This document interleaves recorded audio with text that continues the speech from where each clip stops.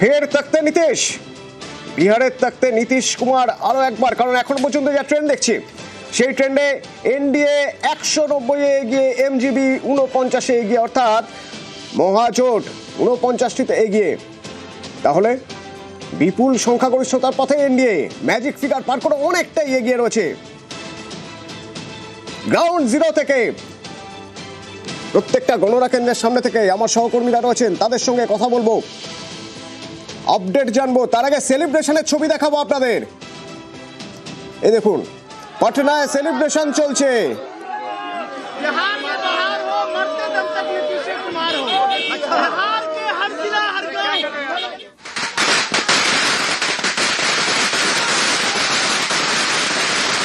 রবীন্দ্র নারায়ণ আছে আমার সঙ্গে, আমার সহকর্মী থাকবেন, আমি একবার কথা বলবো তার সঙ্গে। সেলিব্রেশনের যে মুড, যে ছবি দেখতে পাচ্ছি, বেশ কিছুটা পিছিয়ে রয়েছে আরজেডি, মহাজোট কিছুটা পিছিয়ে রয়েছে অনেকটাই।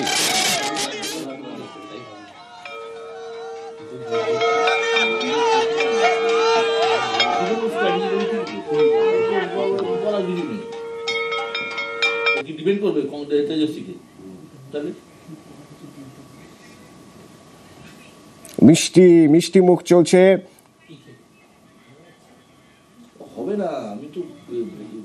এখনো কিছুটা সময় রয়েছে পুরোপুরি ফল বেরোতে, তবে তার আগে এখন থেকে এই সেলিব্রেশন শুরু হয়ে গিয়েছে।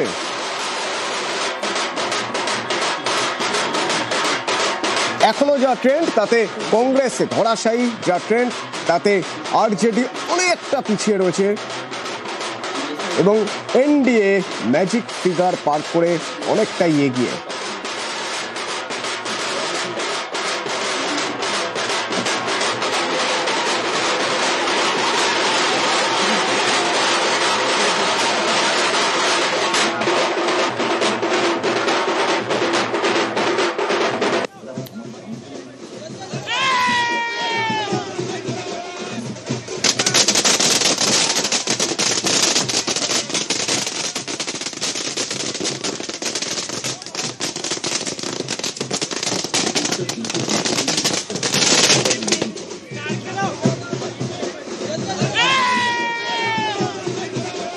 रविंद्र नारायण सरासरी हमारे सঙ্গে রয়েছে। रविंद्र नारायण, थोड़ा आपसे देखना चाहेंगे वहाँ पे सेलिब्रेशन का माहौल कैसे चल रहा है अभी?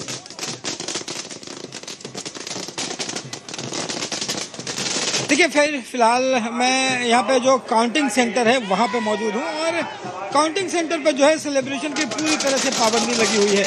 जो तस्वीरों के जरिए हम आपको दिखाते हैं कि यहाँ पे पूरी तरह से सख्ती है। अभी से थोड़ी देर पहले तक यहाँ पे जो कार्यकर्ता थे भी तमाम राजनीतिक दलों के, खास करके एनडीए के, यहाँ के जश्न के माहौल में थे, लेकिन यहाँ पूरी तरह से खाली करा लिया गया है क्योंकि यहाँ पे 144 धारा लागू की गई है और जश्न मनाने पर जो है वो पाबंदी लगा दी गई है। तमाम लोगों को कहा गया है कि अपने कार्यालय पहुंचे और वहाँ पे ये जश्न मनाएं, क्योंकि एनडीए को जिस तरह से अभी तक रुझान जो मिला है और रुझान में एनडीए जो जिस तरह से बहुमत के जो अस्पष्ट बहुमत है उधर दिख रही है, इसे देखते हुए जो है एनडीए में ये काउंटिंग सेंटर के अंदर से कुछ खास कुछ मिल रहा है आपको, कुछ ऐसा कुछ खबर जो हम अपने दर्शकों को बता सके?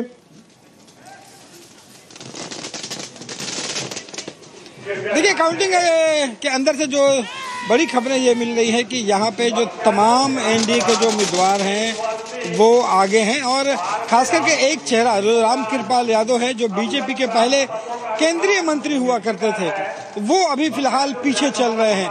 तो ये पूरे एक ढंग से कहें तो एनडीए के लिए एक रामकृपाल यादव के रूप में झटका है। बाकी तमाम जो उम्मीदवार हैं वो एनडीए के आगे चल रहे हैं और यहाँ पे जो मतगणना है वो लगभग 8 से 10वें चरण की मतगणना चल रही है और लगभग जीत के, और अभी से थोड़ी देर के बाद जो है ऐसे माना जा रहा था कि इस बार ये जनसुराज पार्टी कुछ इधर उधर कर जाएगा, कहीं पे वोट का कुछ इधर उधर हो जाएगा, पर जनसुराज पार्टी अभी तक ऐसा कुछ भी नहीं कर पाया। मतलब अभी तक काउंटिंग जो हो रहा है वहां पे जनसुराज पार्टी का कोई नाम निशान नहीं दिख रहा है। क्यों ऐसा, क्यों लग रहा है आपको? जी बिल्कुल, और देखिए जनसुराज पार्टी के लिए ये सबसे बड़ा झटका है क्योंकि जिस तरह से प्रशांत किशोर ने जो दावे किए थे, जिस तरह से प्रशांत किशोर ने यहाँ तक कह दिया था कि जनता दल यूनाइटेड जो नीतीश कुमार की पार्टी है वो 25 सीटों से अगर ज्यादा आएगी तो राजनीति छोड़ देंगे। अब जबकि हकीकत सामने नजर आ रहा है, वो अभी तक 2 सीटों पर जो है रुझान में आगे हैं, लेकिन अगर मत प्रतिशत की भी अगर बात करें तो वो 5% टोटल मत प्रतिशत के भी अभी आगे नहीं गए हैं। तो एक ढंग से माना जा सकता है कि जो प्रशांत किशोर के जो तमाम दावे थे वो फेल हो रहे हैं। भीड़ जरूर दिखाई पड़ती थी यहाँ जनसुराज पार्टी पीके के बारे में और भी जानकारी लेंगे आपसे, बने रहेंगे हमारे साथ। रजनीश है हमारे साथ। क्या लग रहा है ऐसे कैसे हो गया? सबको यह उम्मीद था कि कुछ तो हलचल होगा। पीके ने यह भी कहा था कि इस बार ऐसा कुछ छाप दिखा जाएगा कि लोग कहेंगे जनसुराज पार्टी एक नया मुद्दा लेके आया है, एक नया पार्टी है, नया पॉलिटिकल एजेंडा लेके आया है। अगर नहीं होगा तो शायद पॉलिटिक्स छोड़ ही देंगे हम। पर अभी क्या पॉलिटिक्स छोड़ने की टाइम आ गया है? क्या लग रहा है आपको?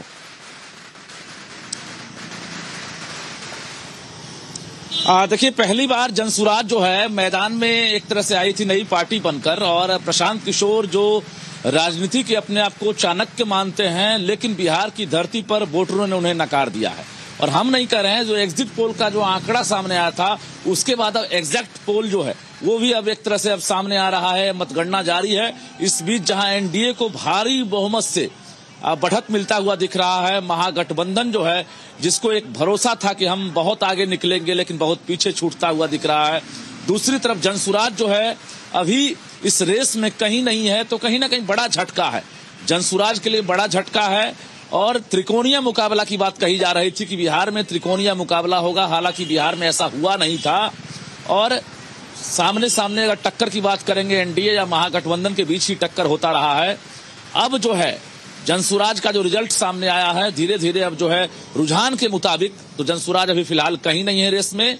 बढ़त 1-2 जगह दिख रहा है, लेकिन जनसुराज को ये झटका लगा है। और बता दें आपको कि एक 2600 से अधिक प्रत्याशी आज एक तरह से उनके भाग्य का फैसला हो रहा है, जिसमें 149 प्रत्याशियों के पटना विभाग का फैसला होना है।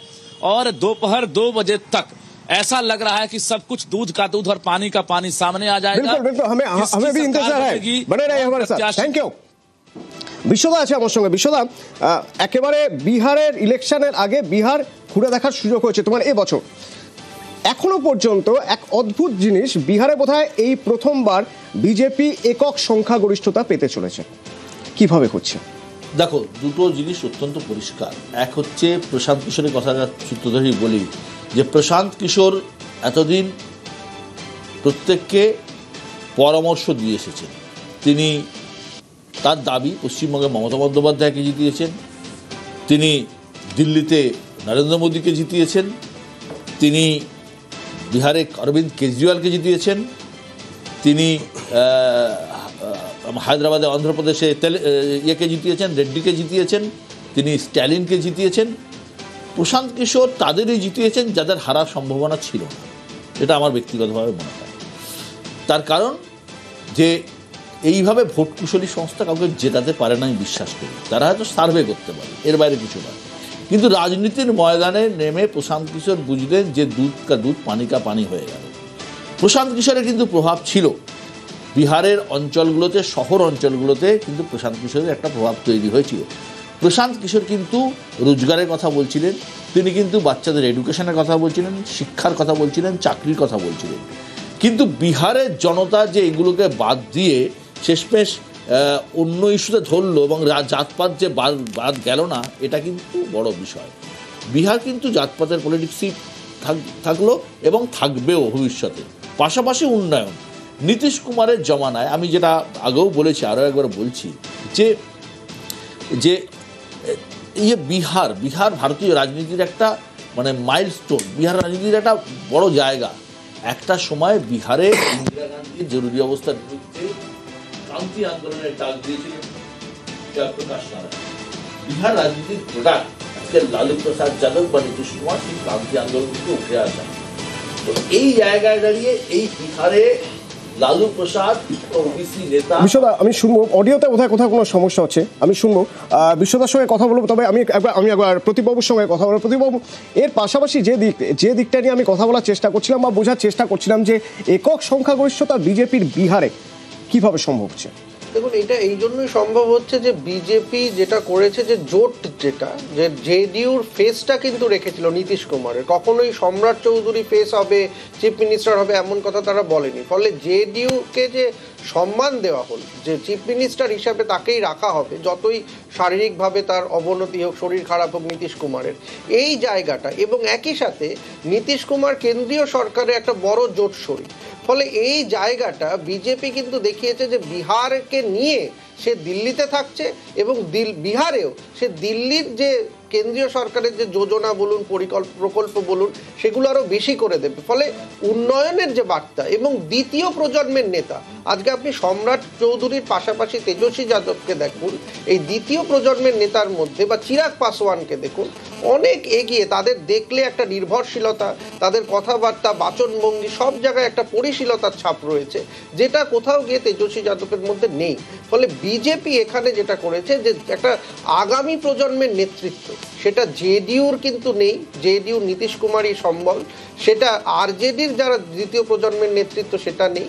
কিন্তু বিজেপির দ্বিতীয় প্রজন্মের নেতা বিহারে তৈরি, চিরাগ পাসওয়ানের মতো একটা শরিক রয়েছে দ্বিতীয় প্রজন্মের নেতা, তারা তৈরি।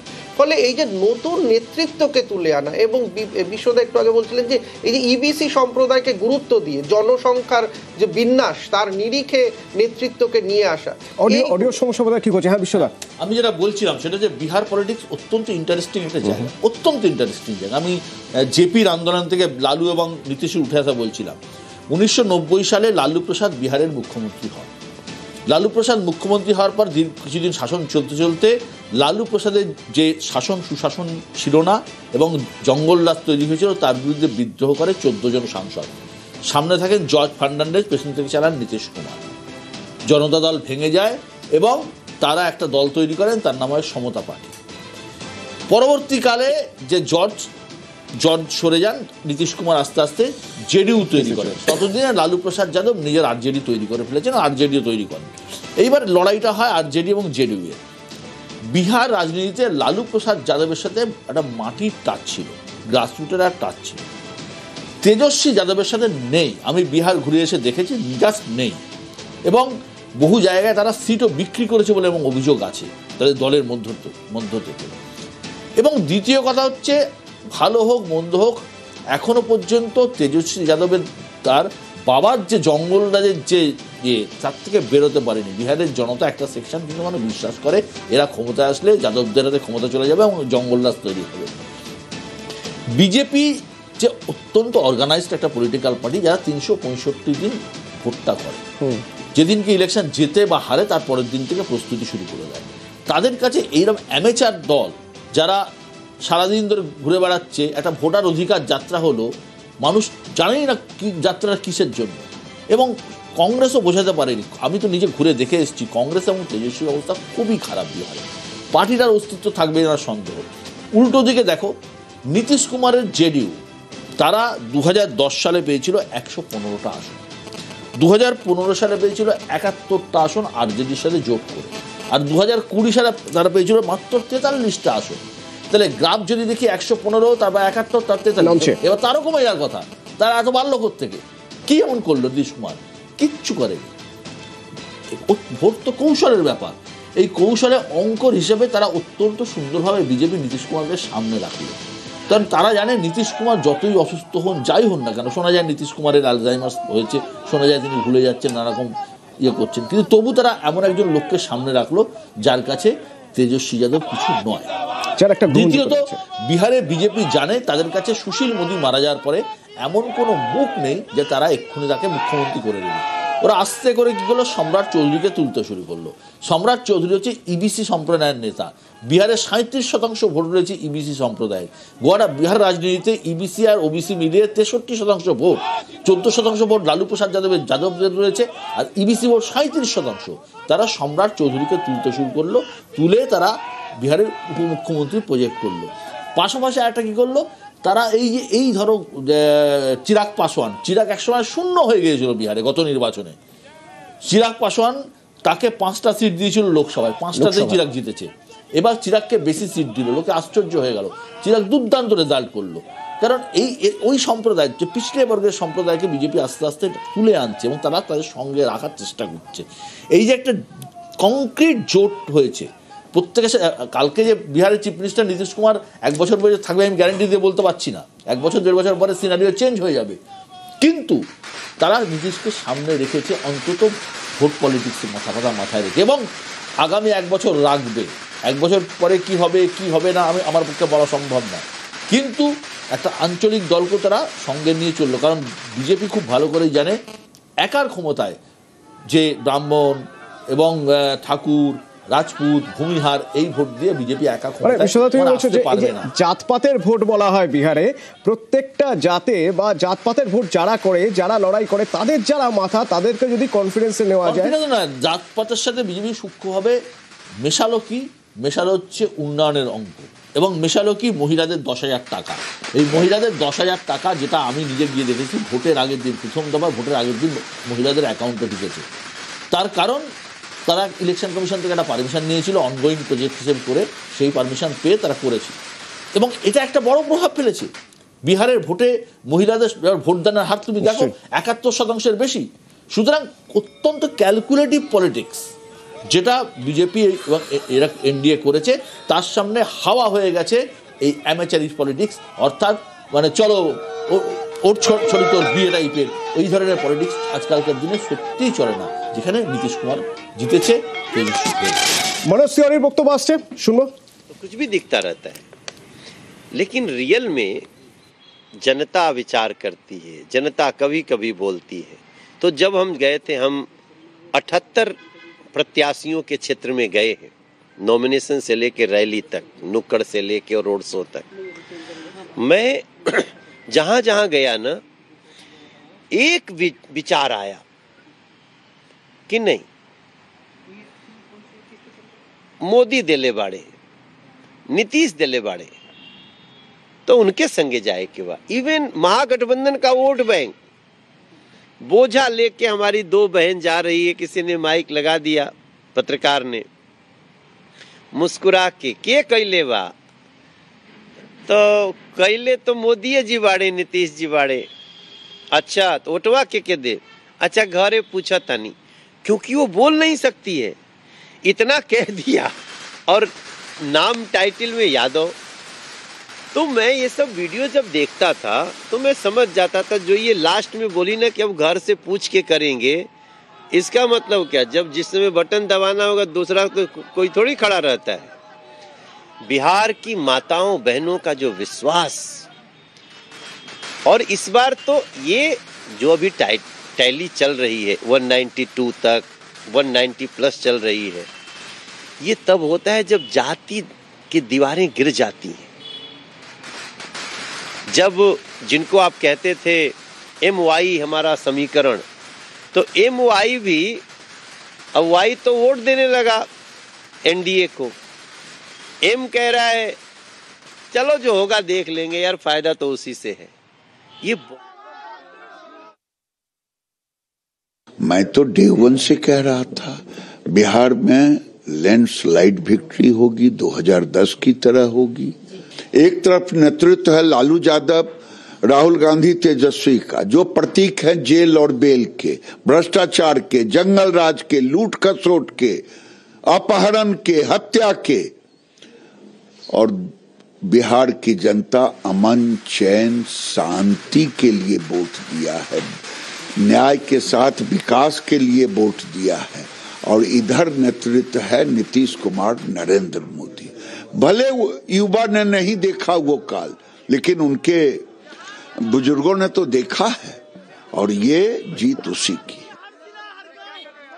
नीतीश कुमार ने महिलाओं की सशक्तिकरण की, नरेंद्र मोदी जी ने लाखपति दीदी का कॉन्सेप्ट दिया गरीबों की महिलाओं को सशक्तिकरण के लिए। तो महिला क्या वोट देगी लूट खसोट वालों को?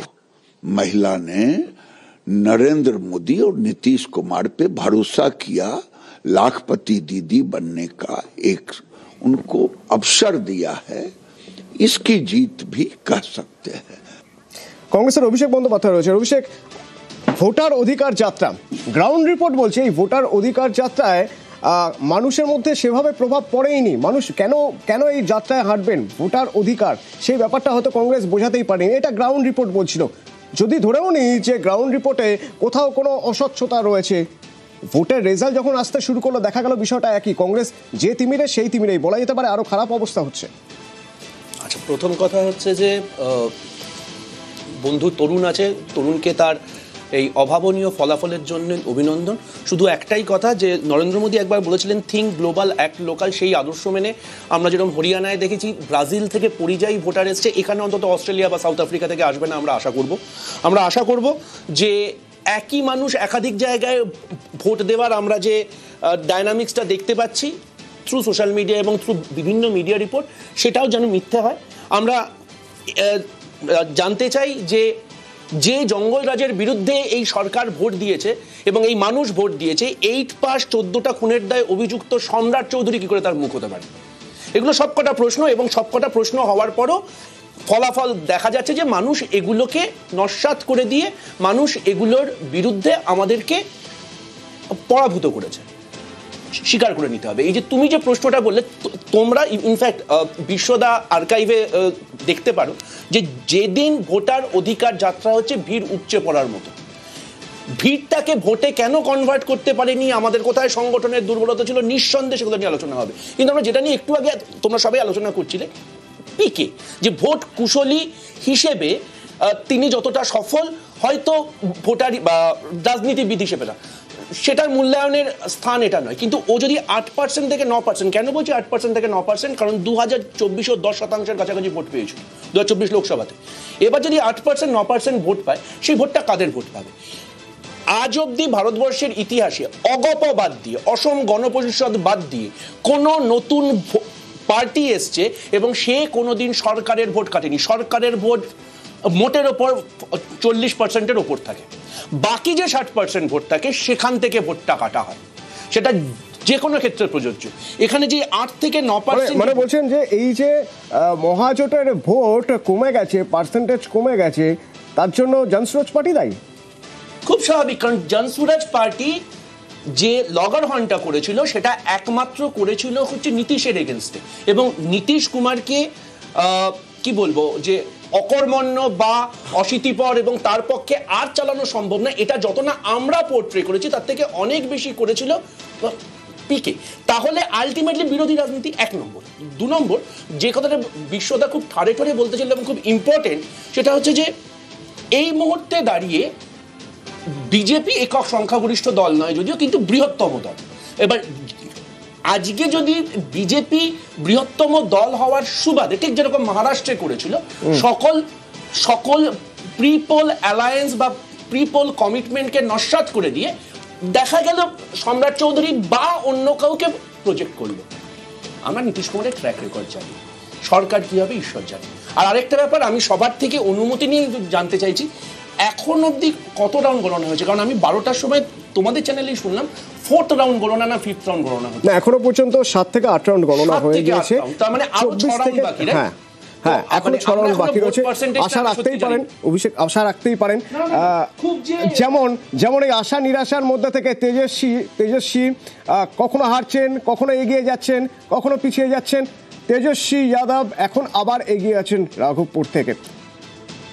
একটা ছোট্ট বিজ্ঞাপন বিরতি, বিহারের আপডেট লাইভ এক্সক্লুসিভ থাকবে আপনাদের জন্য।